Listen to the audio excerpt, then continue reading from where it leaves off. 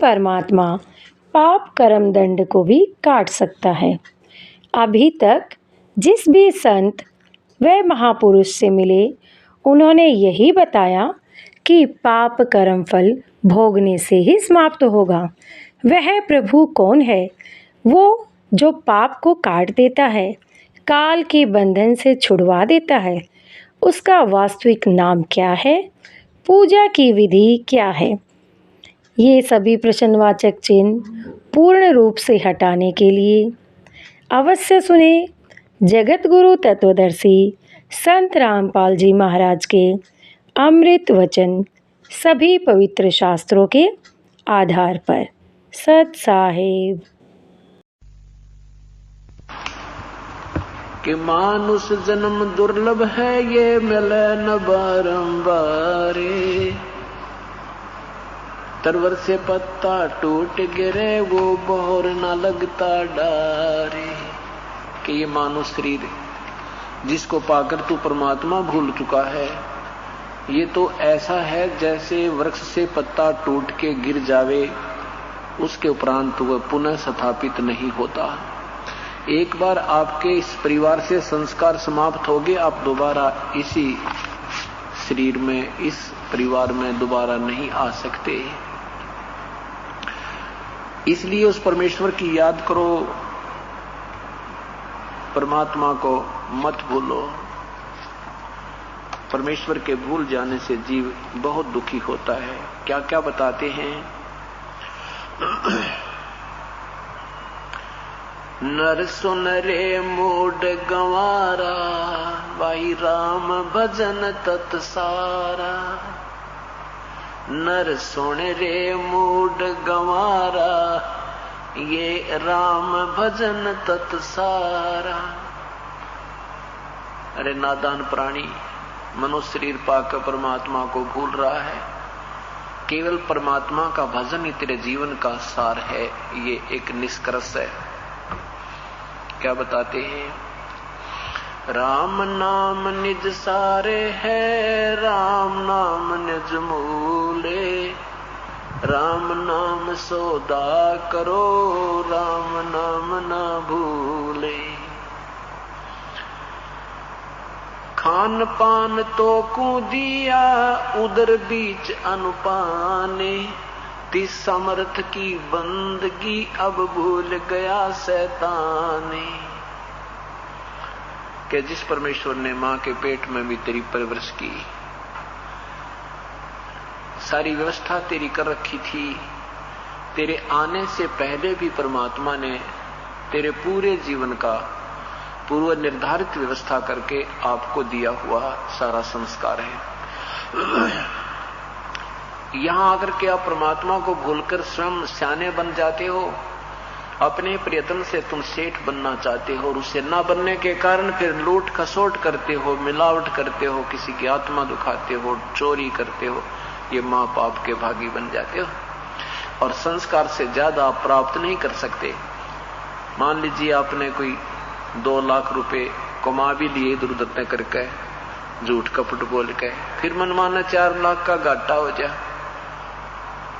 वो 2 लाख भी गए और 2 लाख और गए, और वो पाप जो कमाए थे, जो पाप इकट्ठे हुए थे, उन माया के इकट्ठे करने में झूठ कपट बोल के, वो आपको ज्यों के त्यों बैलेंस रह गए, वो तो आपने भोगने पड़ेंगे, और पैसा रहा नहीं। इसलिए क्या बताते हैं?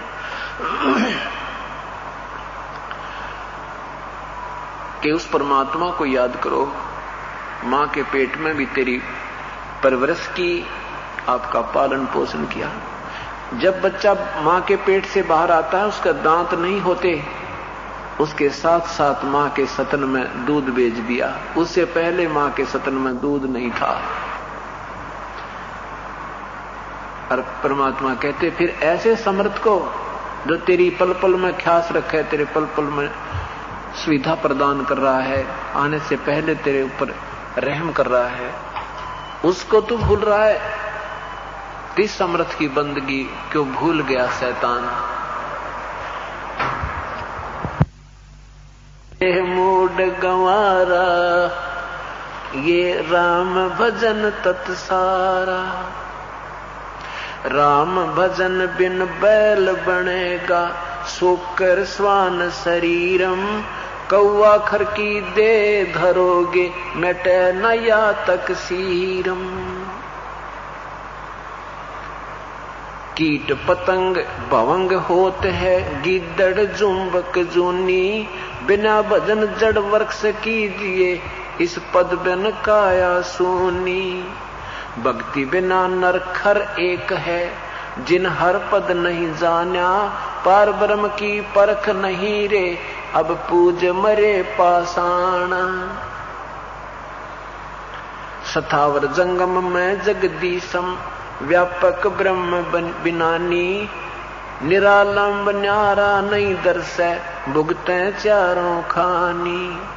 तोल न मोल उजन नहीं। सीता तो 30 करोड़ बार तो ऐसे ही अपहरण हो लिया और ये वापस आ ली, और ऐसे ऐसे सारी कहानी करा। कितने बार?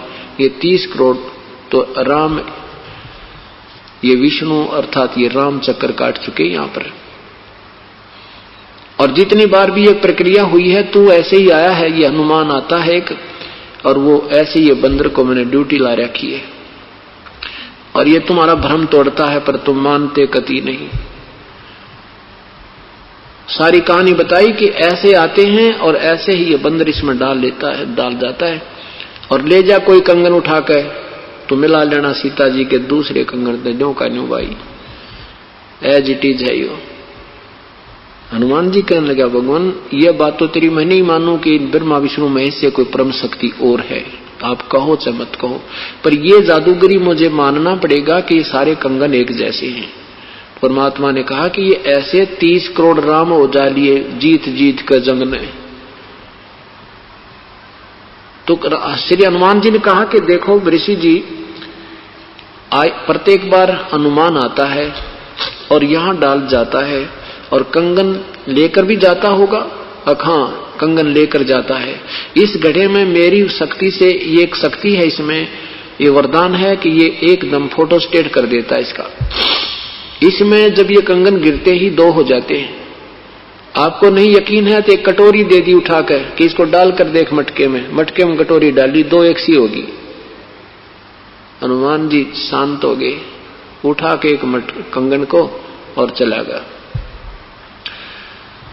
चले गए तो पता चल गया, तय हो गया। अब हनुमान जी ने जब जाके बताया कि सीता जी श्री राम के पास है, उस रावण के बाग में है, तो श्री राम जी हनुमान जी को एकांत स्थान पर ले गए। पुण्यात्माओं, देखना ये सब प्राणी हैं और सबके अंदर एक जैसी ही वृत्ति है। अब उसने हनुमान जी से क्या पूछा? हनुमान जी मेरे सिर पे हाथ रख, मेरे संत जी झूठ ना बोलना, तो सच बताना। कहा जी बोलो, क्या क्या बात है? तो ऐसे जैसे पुलिस वाले पूछा करे ना, बात न घुमा फिरा के मुलजिम को उसकी जो ना सच्चाई जानने के लिए। तो कहता भाई एक बात बता हनुमान जी, भोजन तो बहुत अच्छा खाया होगा तुमने, कहाँ रोटी खाई? वहां श्री रावण के घर गए थे क्या? राज दरबार में खाई या घर पे गए थे? और सीता ने कैसे कपड़े पहन रखे थे?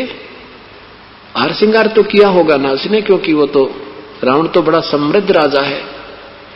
हनुमान जी बालक थोड़ा था, सारी समझा था कि श्री राम जी कौन सी तरीके से पूछ रहे हैं। श्री राम ये पूछना चाहते थे कि हनुमान जी कोई बता देवे कि मैं वहां खाना खाने गया था, तो तब क्या बताया कि हे भगवान, आप परमात्मा हो और माता के विषय में ऐसी शंका करना आपको शोभा नहीं देता। माता का जो चेहरा था वो नहीं है जो पहले था। आंखों से आंसू आपके वियोग में समाप्त नहीं हो रहे, और फटे पुराने कपड़े उन्होंने पहन रखे थे। और मुझे आहार का बात सुनो कि उन्होंने कहा था भाई ये तोड़ के भी फल मत खाना, भाई कोई नीचे गिरा हुआ तो हनुमान अपना पेट भर ले, वृक्ष से तोड़ के मत खाना। कोई वृक्ष से टूटा हुआ अपने आप फल हो तो मुझे भी इसी का आदेश है खाने का। इस बाग से मैं फल तोड़कर नहीं खा सकती। तो जब श्री राम को विश्वास हुआ कि सचमुच वो तो आज भी पतिव्रता है और अब उसको छुड़वाना अति आवश्यक है, तो पुण्यात्मा यही आज आपके संग है।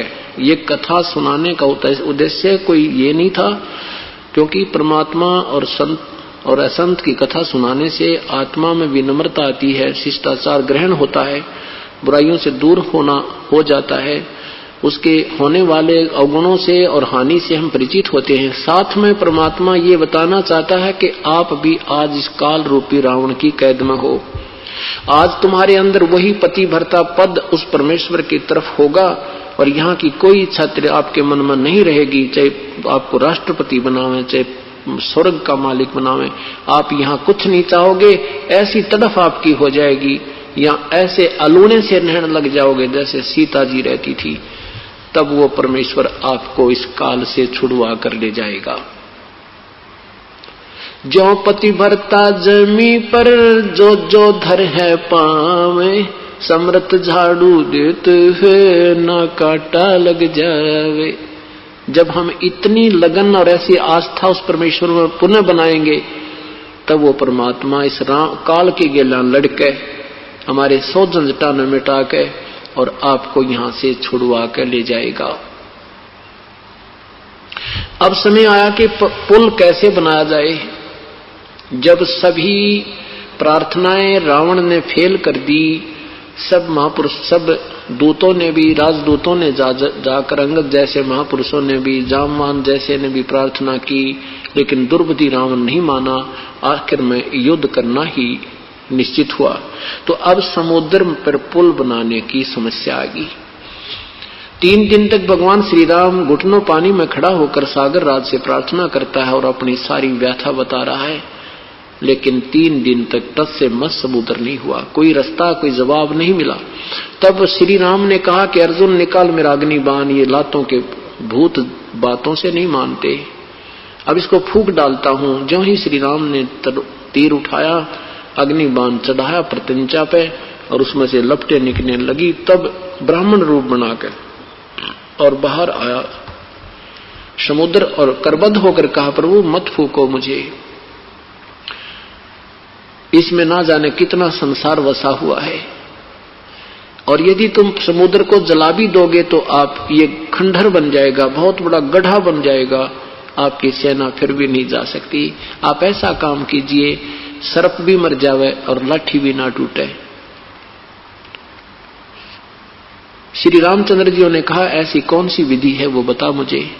आपकी सेना में नल और नील नाम के 2 सैनिक हैं, उनको उनके गुरुदेव द्वारा दी हुई एक शक्ति है, उनके हाथ में करामात है कि उनके हाथों से पत्थर भी तैर जाते हैं। अब इतनी सेना में जहां जामवान जैसे बली, हनुमान जैसे महापुरुष और अंगद जैसे बलवान वहां खड़े थे, और नल और नील 2 सैनिक बुलाए गए राजा के सामने। उनसे पूछा गया कि क्या आपके पास ऐसी कोई शक्ति है जो पत्थर तैर जाएं? उन्होंने कहा हाँ। नल नील ने कहा जी हमारे पास ऐसी पावर है।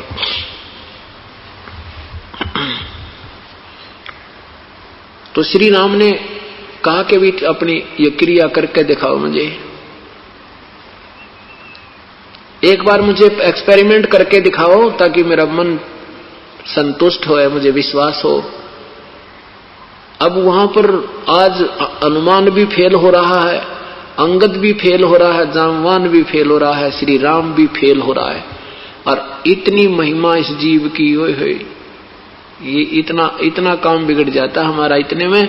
तो उन्होंने उस दिन प्रभु याद नहीं किया कि कहीं हम नो करें और ये नो सोचें भाई ये तो शक्ति कहीं और से मांगी है इन्होंने, इनमें कहां से थी ये।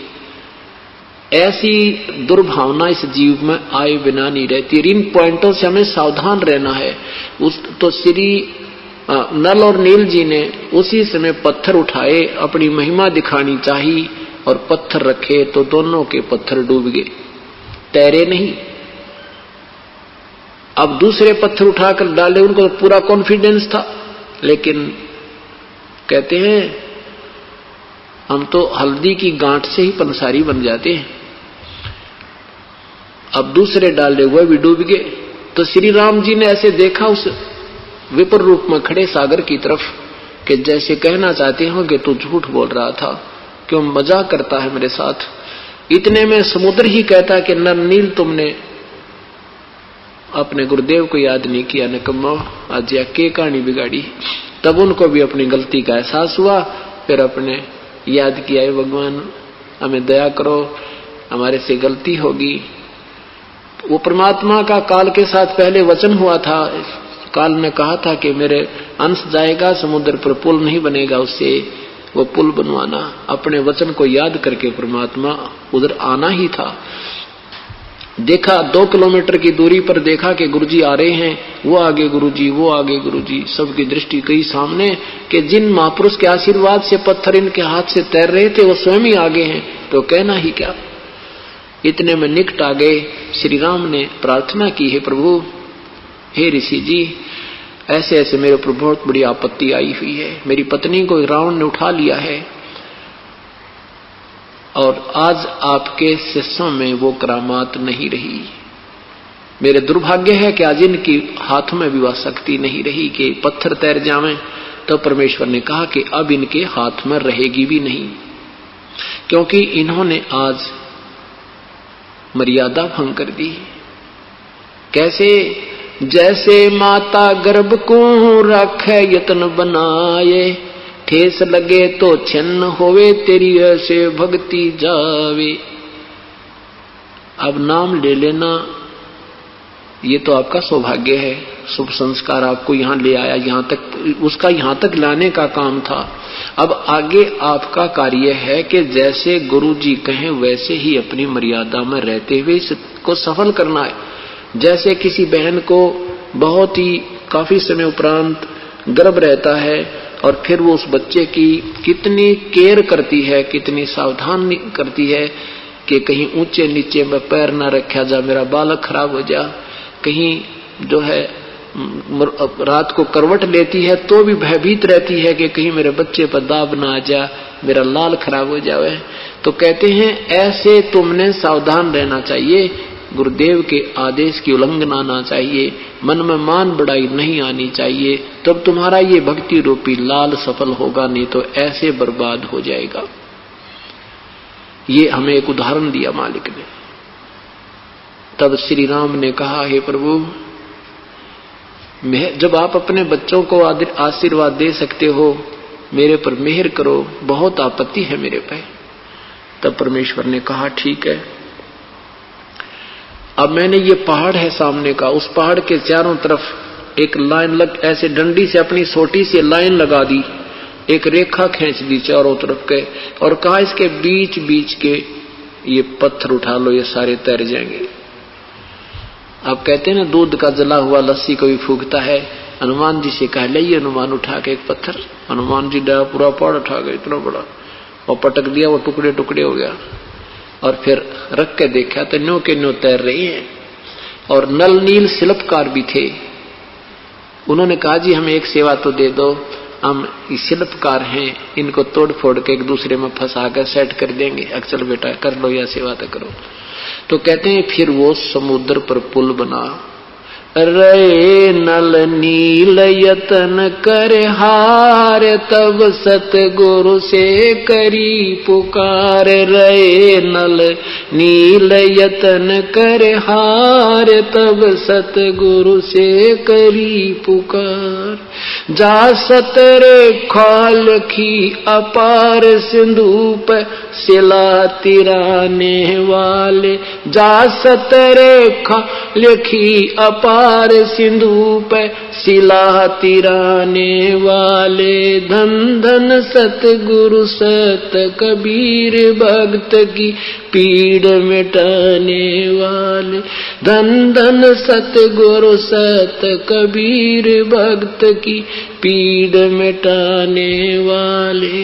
भक्त की पीड़ मिटाने वाले, भक्त की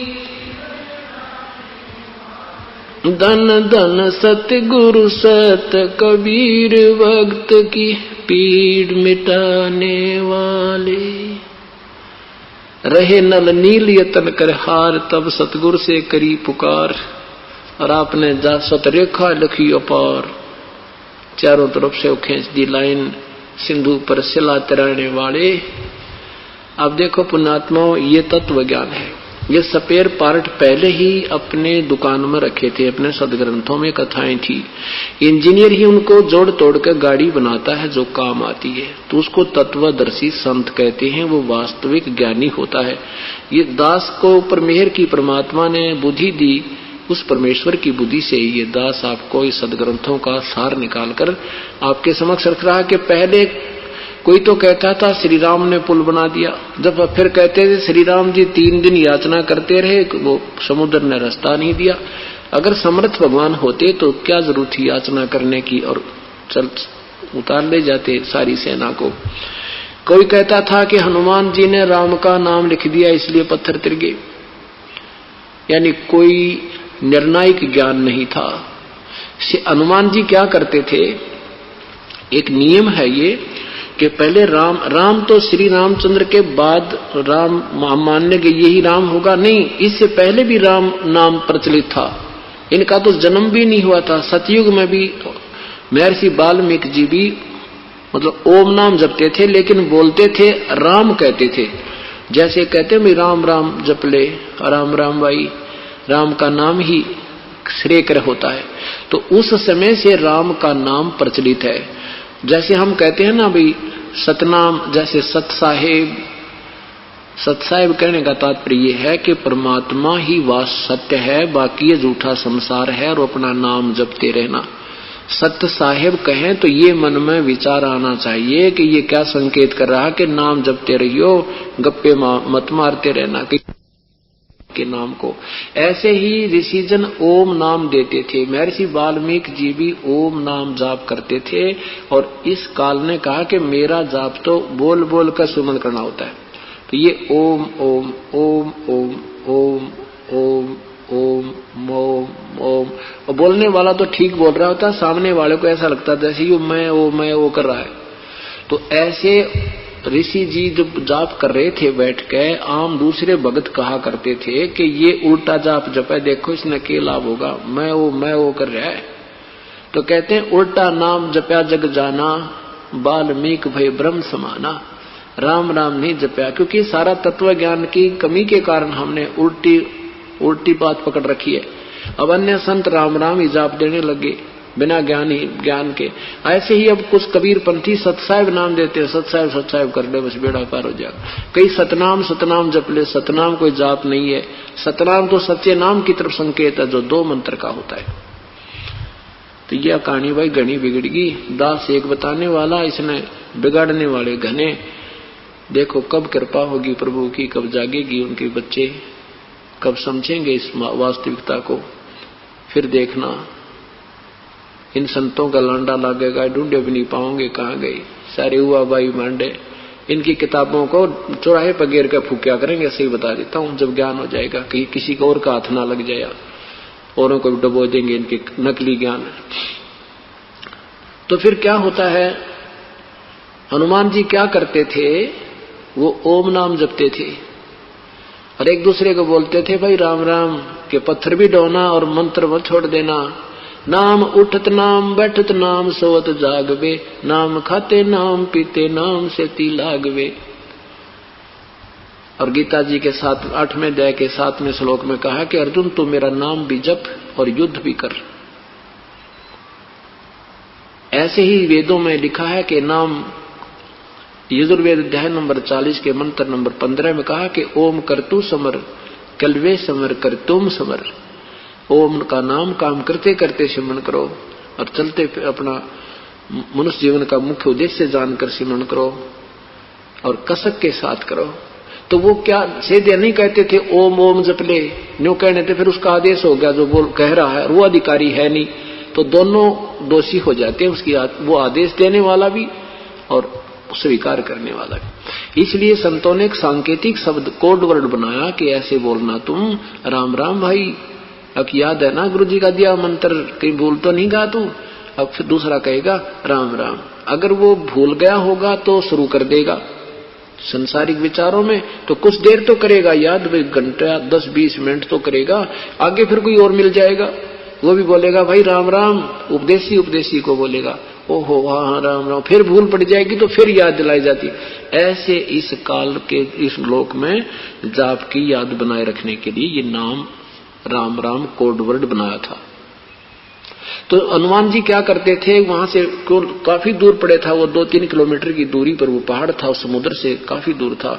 तो वहां से वो पर्वत पत्थर उठाकर लाते थे, तो ऊपर वो लिख लेता था मोटे अक्षरों में राम, के सामने वाला देखे और नुपढ़ और अपना लाग जा भक्ति करन। ऐसे वो राम नाम भी लिखते थे, लेकिन उनसे पत्थर नहीं तिरे थे। और कोई कहता नल नील न जो ना उनके हाथों में शक्ति थी वो पत्थर तरा दिए। वास्तविक निर्णायक ज्ञान ये दास ने आपको बताइए। अब हनुमान रावण ने ये भी विवेचन ने ये भी बता दिया था कि रावण की नाभि में अमृत है, इसलिए इसका शीश आपने 10 बार काट लिए, फिर 10 बार वापस आ गए हैं। ये मरेगा नहीं जब तक इसकी नाभि से अमृत नहीं सुखाया जाएगा। तो श्री राम ने वो भी प्रयत्न करते। 10 दिन 2 दिन हो गए थे, 3 दिन। ये कहते हैं ना 18 दिन में रावण मरा, ये 17-18 दिन तो राम और रावण का सीधा युद्ध उस नाभि के ऊपर टक्करबाजी इनकी। 18 दिन में तो रावण पे वो मरा भी नहीं। तीसरे दिन उसने पुकार करी, मतलब जब 3 दिन शेष रह लिए, जब भगवान से प्रार्थना की, हे भगवान ये नहीं मर रहा है। जब हम हार लेते हैं ना, जब किसी और प्रभु को याद करते हैं। अब ये कहते हैं ना श्री राम किसने याद करा था, बड़ा विष्णु शिव जी भगवान ने। अरे कमाल की बात है, शिव जी तो एक लेवल के हैं। शिव जी ने तो उनको जो देना था दे दिया सहायता। अपनी 18 पदम नील पदम, 1000 लाख 10 लाख करोड़ अरब खरब नील पदम, 18 पदम ऊपर तक गण भेज दिए थे। और वो उसकी श्री राम की मदद कर रहे थे। जो उन्होंने पहले बार जो प्रार्थना की थी भगवान शिव जी ने, तो उन्होंने 18 पदम अपनी सेना भेज दी थी, श्री राम की तरफ से लड़ रही थी। इतना काम उसने कर दिया था। उसके बाद ये रावण रूण मारना श्री शिव जी के बस का, ना श्री राम के बस का। वो तो पूर्ण परमात्मा से अर्ज करी, क्योंकि ये तो वो आत्मा तो सारी उसी की। हम चाहे ब्रह्मा जी हैं, चाहे विष्णु जी, चाहे शिव जी, श्री राम जी, चाहे श्री कृष्ण जी। तो अपने बच्चों का दुख, निकम्मे बालक ने, माँ बाप भी अपने जो ठीक बालक हो उसकी तरफ होता है, और दूसरे ने मिलकर गड़ा करें निकम्मे को। तो ऐसे ही परमात्मा ने आत्मा की पुकार, और वो दोषी था, वो निर्दोष था। कौन? रावण दोषी था, श्री राम निर्दोष था। तो कहते हैं गरीबदास साहेब दुखते धड़े, परमात्मा उस न्यायकारी यानी निर्दोष पक्ष की तरफ होता है। तो उधर से परमात्मा ने आकर के श्री राम को अदृश्य करके और स्वयं उसकी नाभि में तीर ठोका था, और तब वो रावण मरा था। अब ये है तत्व ज्ञान। आपने सब बहुत देर से बात समझना, क्योंकि हमने युग ऐसा पटा ज्ञान गणे दिन हो गए सुनते ने। तो अगर श्री राम ही मार देता तो 15-16 दिन वो खूब पच लिया था। अब उससे पहले क्या होता है कि एक बार सारी की सारी सेना, भगवान श्री राम भी, लक्ष्मण भी नाग फांस में आ गए। एक सिद्धि, पहले सिद्धि से लड़ाई होती थी, सिद्धि से अग्नि बाण छोड़ दिए जाते थे। एक सिद्धि से क्या किया कि नाग फांस छोड़ दिया। सब के सब सेना ऐसे बांध दी नागों ने, सर्पों ने, जैसे हाथ ऐसे नीचे को और न्यों के जो बांध कर खड़े कर दिए। टस से मस नहीं हो पा रहे थे, ऐसे सकंजे खींच दिए, उनकी जान जाने वाली थी। तब गरुड़ जी से प्रार्थना की थी श्री राम ने, और कहते हैं श्री गरुड़ जी ने आकर के सब नागों को काट काट कर मार मार कर खत्म किया। और जब वो सेना को निर्बंध किया तो क्या बताते हैं परमात्मा? काटे बंधन विपत में, भाई कठन कियो संग्राम में, चिन्ह रे नर प्राणिया, ये गरुड़ बड़ो अकराम। तुम भगवान राम को समर्थ और सर्वशक्तिमान तो मानते हो। जब भगवान नाग फांस में आ गए थे तो उस गरुड़ जी ने आकर उनका बंध छुटवाया था। तो इनमें राम बड़ा शक्तिशाली है, गरुड़ शक्तिशाली, कुछ निर्णय तो दो मुझे। फिर तुम श्री कृष्ण को परमात्मा मानते हो इसी कारण से कि उन्होंने गिरिराज को उठा लिया था, हनुमान जी ने द्रोणोगिरी उठाया था, और तुम्हारे ये लोक वेद बता रहे हैं कि शेष नाग ने सारी सृष्टि सब लोक अपने सिर पर रखे हैं। तो बता फिर इनमें कौन सा भगवान? कहते हैं गोवर्धन श्री कृष्ण धार्यो द्रोणोगिरी हनुमंत, शेष नाग सब सृष्टि उठारो इनमें कौन भगवंत। कि इसी लक्षण से तुम परमात्मा की संज्ञा में और समर्थ मान बैठे हो कि एक गिरिराज को उठाने मात्र से श्री कृष्ण जी समर्थ और सर्वशक्तिमान मान लिए, तो हनुमान जी भी तो पहाड़ उठा के लाया था, और शेष नाग सबको उठा रहा जिस पर पृथ्वी और ये पहाड़ सारे रखे तुम्हारे दृष्टिकोण से। वैसे तो ये ज्ञान कुछ और है, शेष नाग के सिर पे नहीं है, ऊपर कह देते हैं ना, जैसे कई मंजिल की इमारत वो बनी हुई हो, ऐसे ऊपर कई मंजिल की कोठी मकान बना है, तो कोई कह दे भाई नीचे वाले वो बैठा, उसके ऊपर वो बैठा, उसके ऊपर वो दूसरा दफ्तर है, उसके ऊपर उसका ऑफिस है, उसके सिर पे उसके ऊपर उसके सिर की सीध में। इस तरह मतलब पाताल लोक में शेष नाग का स्थान है और पाताल से ऊपर ये सारे लोक हैं। इस तरह की सृष्टि का ये विवरण है। बाकी वो अनजान लोग सुनी सुनाई दंत कथा सुना के ऐसे कहा करते। अब क्या होता है कि एक दिन अब सीता जी को ले आए, रावण को भी, हनुमान जी भी वहां से। सीता जी ने जब उसने माला फोड़ दी थी, सीता जी ने सच्चे मोतियों की माला हनुमान जी को सौंपी थी, तो हनुमान जी को ऐसे कटु वचन कह दिए थे सीता ने कि तू रहा बंदर का बंदर, तने इतनी कीमती माला का नाश कर दिया फोड़ फोड़ के। और वो कह रहा था माता मैं तो इसको ये देख रहा हूं, इसमें कहीं कोई भगवान का नाम लिखा है तो मुझे पसंद है, नहीं तो मेरे लिए मिट्टी है। कटु वचन बोल दिए तो हनुमान जी वो छोड़ कर अयोध्या को एक पहाड़ पर जा बैठा।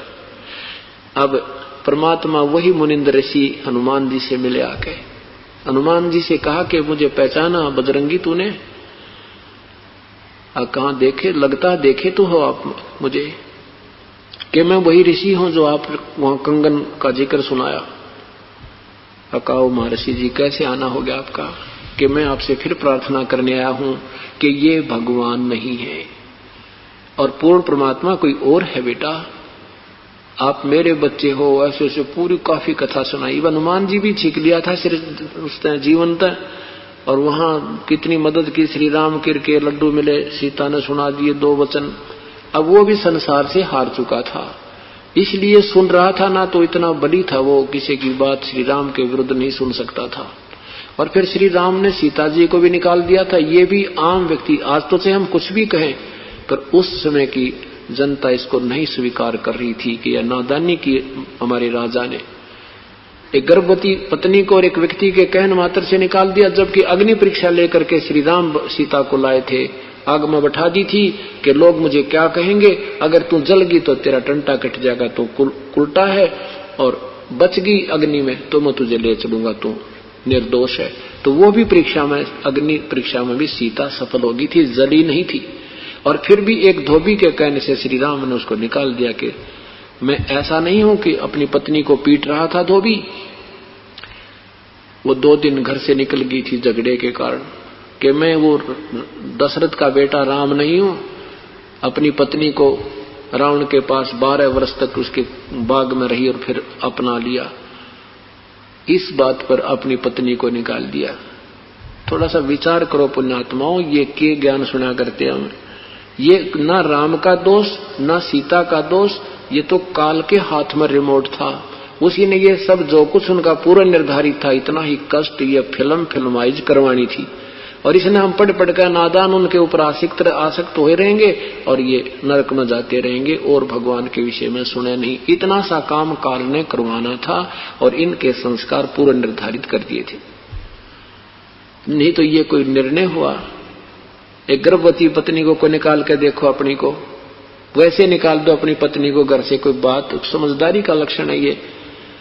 36 मुकदमे हो जाए आजकल तो कहने का भाव ये है कि हम उन ज्ञानों को सुन सुनकर ढीठ हो गए, हम और कोई सुनने को तैयार नहीं रहे, हमारी बुद्धि स्लिप करने लगी।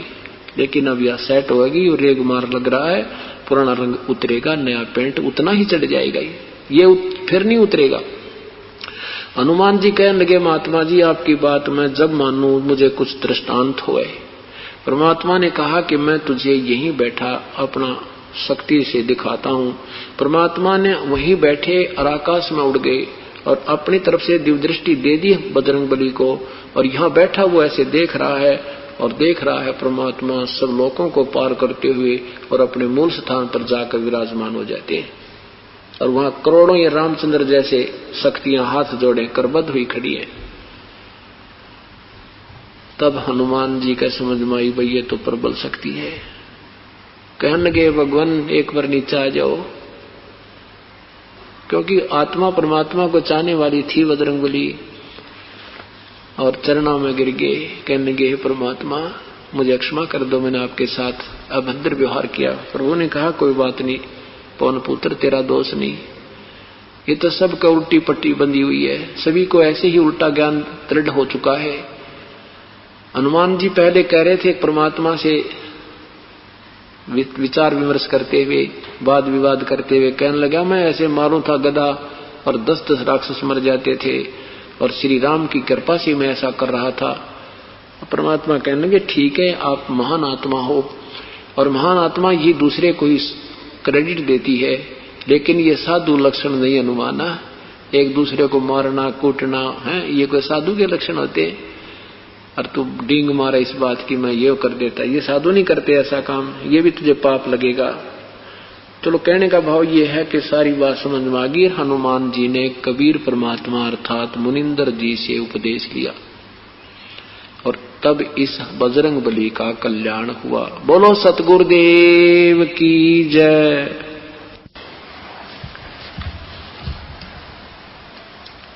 पुण्यात्माएं सुबह के सत्संग में सुन रहे थे, पूर्ण परमात्मा सत्पुरुष जो पूजा के योग्य है, जिसकी सब प्राणियों ने साधना करनी चाहिए, और वही पूर्ण मोक्षदायक है, वो परमात्मा चारों युगों में आते हैं। सतयुग में उनका नाम सुकृत रहता है, त्रेता में नाम मुनिंदर होता है, द्वापर में उन्हीं परमेश्वर का नाम करुणा में होता है, कलयुग में वो परमेश्वर अपना नाम वास्तविक नाम से ही प्रकट होते हैं। वो अपना नाम कबीर देव, कबीर भगवान, कबीर साहिब से ही प्रकट होते हैं।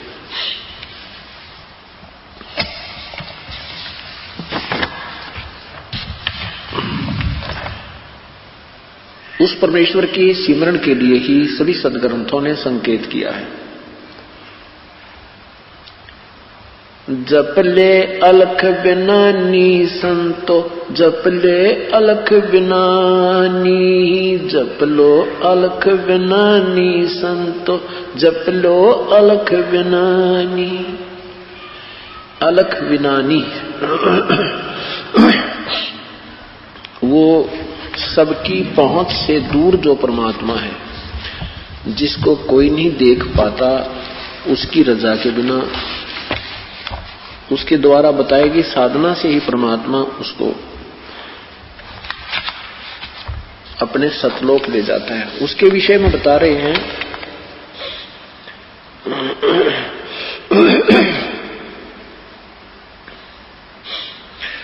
जप ले अलख बिनानी संतो, जप ले अलख बिनानी, जप लो अलख बिनानी संतो, जप लो अलख बिनानी। कछ मैच कूरंब बनाए, दौल धरणी ठहरानी, शेष शीस पर सकल पसारा, कादर को कुर्बानी। ब्रह्मा विष्णु महेश गणेशम, सुर नर मुनि जन ज्ञानी, सनक सनंदन पद में रहते वो, नारद मुनि से ध्यानी। राजा ध्रुव प्रहलाद और नाम कबीरा, चारों युग परवानी, तीन लोक में ताहे दवाई, अलफ इलाम निशानी। राजा कोट निनानो तारे, गोरख पद गलतानी, अम्बरीश और जनक विदेही, द्वार पौल दरवानी।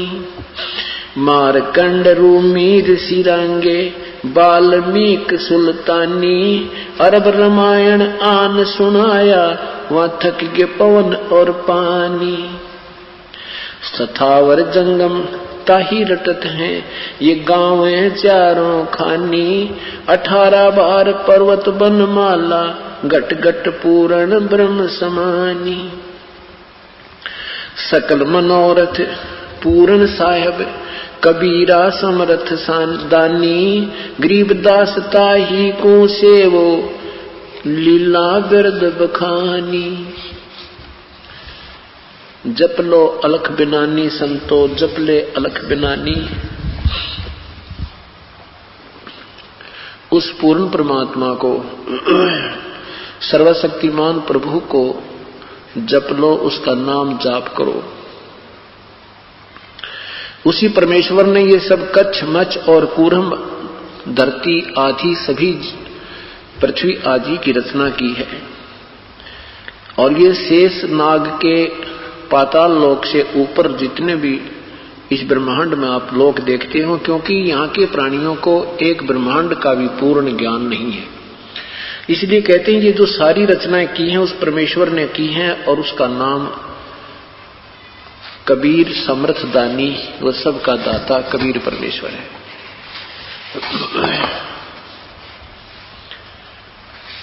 उस प्रभु के नाम को जाप करो, अन्य कोई जाप सिमरण करने का नहीं है। भक्ति मुक्ति के दाता सतगुरु, भक्ति मुक्ति के दाता, भक्ति मुक्ति के दाता सतगुरु, भक्ति मुक्ति के दाता। उस परमेश्वर की साधना सतगुरु बिना नहीं हो सकती। परमात्मा के पाने का तरीका पहली कड़ी सतगुरु होते हैं, पूर्ण संत प्राप्त होवे जब बात बने। क्या बताते हैं? पिंड प्राण जिन दान दिए हैं जल से सिरजे गाता, उस दरगाह को भूल गया इब कोट कुटुंब कुल कुटुंब से राता। परमात्मा की महिमा गाते हुए आदरणीय गरीबदास साहिब जी हमें समझा रहे हैं कि तू उन दिनों को भूल गया जब वहां दरबार से चला था, ये कह करके परमात्मा आपको बहुत याद किया करूंगा। हे परमेश्वर, आपके बिना मैं और कोई अन्य ना इष्ट की भक्ति करूंगा और ना ही कोई बकवाद किया करूंगा। कहते हैं अब तुम मेर तेर में फंस गए, इस मोह ममता में जो काल ने जाल फैला रखा, ये तेरा बेटा है, ये तेरी बेटी है, ये तेरा पुत्र है, तेरी पुत्री है, ये कार तेरी कोठी है, नादान तो इन में उलझ गया। उस परमेश्वर को भूल गया जिसने तुझे किस लिए भेजा था। ठीक है, तेरा संयोग जुड़ा है, इनके साथ भी रहे, अपना कर्तव्य भी पूरा कर, पर परमात्मा की भूल मत कर। इसलिए कहते हैं भक्ति मुक्ति के दाता सतगुरु, भक्ति मुक्ति के दाता, भक्ति मुक्ति के दाता सतगुरु, भक्ति मुक्ति के दाता। पिंड प्राण जिन दान दिए ये जल से सिरजे गाता, उस दरगाह को भूल गया अब कुल कुटुंब से राता। राता मन इसमें लीन हो गया, इसी में आश्रित हो रहा है। रिद्धि सिद्धि कोट तुरंगम दीने ऐसा धनी विधाता, उस समर्थ की रीढ़ छुपाई अब जग से जोड़ा नाता। जिसने मां के पेट में भी तेरी परवरिश की, उस समर्थ की मेहर को तू भूल गया और इस संसार को अपना मान रहा है। ये मेरा भाई मेरा काम करेगा, ये मेरी बहन है मेरे काम करेगी, ये मेरा ऐसे रिश्तेदार है, ये मेरा दोस्त है, इससे मेरा काम बनेगा। नहीं, ये तेरी भूल बहुत बड़ी है। परमेश्वर के हुक्म बिना पत्ता भी ना हल है, उस प्रभु की रजा बिना कोई कुछ नहीं कर सकता। तेरा दोस्त भी दुश्मन हो जाएगा अगर प्रभु प्रसन्न नहीं है। तो क्या बताते हैं, मुश्किल से आसान किया था कहां गई वो बाता। मां के पेट में तो रो रहा था और कह रहा था हे भगवान एक बार बाहर निकाल दे मेरे प्रभु। हे प्रभु तेरी बहुत याद करूंगा, तुझे सदा याद किया करूंगा। तो कहते हैं वो मुश्किल से आसान किया था कहां गई वो बाता, सत सुकृत को भूल गया है ऊंचा किया ना हाथा। ऊंचा हाथ करना, दान करना। तो तेरे से दान भी ना हुआ, नादान घुटी सूटी ला के काम बिगड़ गया, और ये फैक्ट्री कोठी लाता हुआ मर गया, और मरने के बाद कुत्ता बन गया। उन फैक्ट्री कोठियां के छाया में बैठने को भी तरस रहा है तू। इसलिए प्रभु को याद कर और कुछ पुण्य किया करो। मुश्किल से आसान किया था, कहाँ गई वो बातें, सत सुकृत को भूल गया है, ऊंचा किया ना हाथ।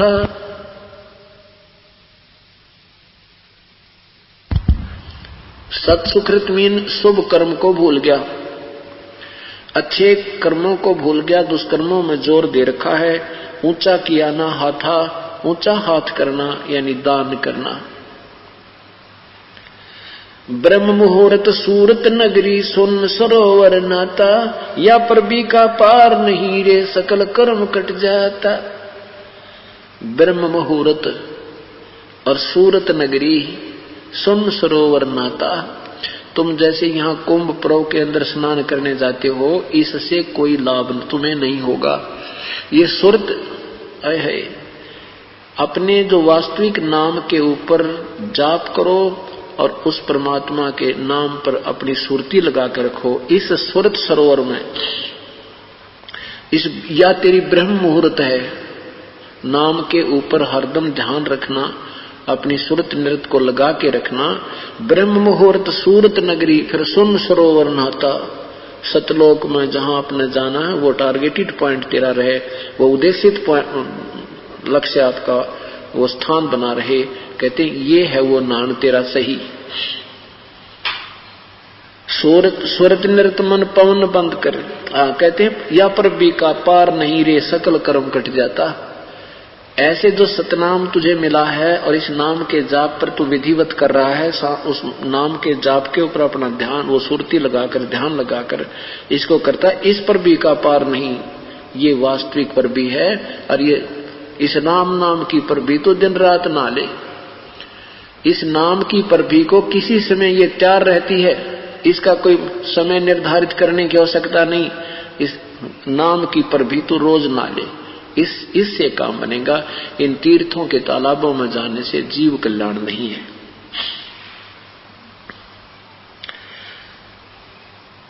या पर ब्रह्म मुहूर्त सूरत नगरी, सुन सरोवर नाता, या पर भी का पार नहीं रे, तेरे सकल कर्म कट जाता। सूरत नृत्य मन पवन बंद कर, मेरे दंड चढ़ जाता। सहस कमल दल फूल रहा है, अमी महारस खाता। जहां अलख निरंजन जोगी बैठा, जासे रहा ना भाता। गरीबदास पारंग प्राण है, सहस कमल खिल जाता। शंख कमल खिल जाता, शंख कमल। अब क्या बताते हैं परमात्मा कि तू सत भक्ति करता तो तेरा, एक तो अभी तक हमें सेंस कमल तक का ज्ञान था, इस सेंस कमल के बाद शंख कमल है। शंखों पंखड़ियों का वो कबीर परमेश्वर का स्थान है। कहते वो तेरा शंख कमल भी खिल जाता, अर्थात तुझे वहां भी ठिकाना प्राप्त हो जाता। इसके अतिरिक्त आप क्या करने लग रहे हो? माया का संसार है, कदम कदम पर धोखा है। शरण ले लो सतगुरु की, यही सुनहरा मौका है। ऐसे ही आध्यात्मिक वीडियो देखने के लिए हमारे चैनल को सब्सक्राइब करें। बोलो बंदी छोड़ सतगुरु रामपाल जी महाराज की जय। सत साहिब।